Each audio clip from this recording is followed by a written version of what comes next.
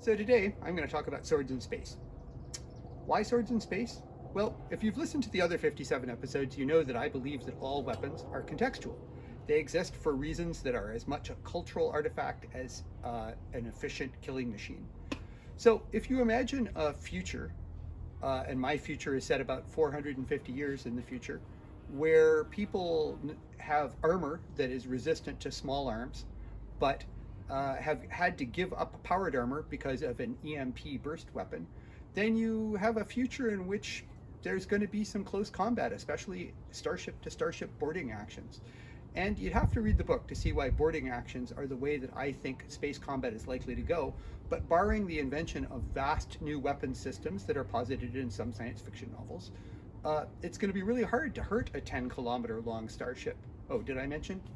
And they're shaped like Italian longswords. And they're called great ships. And they resemble to some extent the great galleys of medieval Venice. And there's a lot more to it than that. I really just want to tell you one story which formed in my mind an idea of space combat, and it's the reason I'm wearing my breastplate. So, some years ago, my friend Steve Callahan and I went to Rhodes, to the Isle of Rhodos, and we visited the medieval fortifications there, and I had this sword and some medieval kit, and we went down in the original siege mines, the tunnels under the fortress where the Turks tried to break in.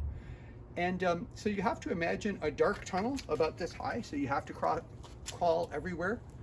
And it was very interesting and illuminating to me how this sword almost exactly fit, so that the hand and a half methods, the mezzo spada methods that Fiore would have taught, would have been excellent in that tunnel, for clearing the tunnel, for using the back end, for pushing, for prying things open. Very useful tool. And that gave me the notion that maybe that would work on starships.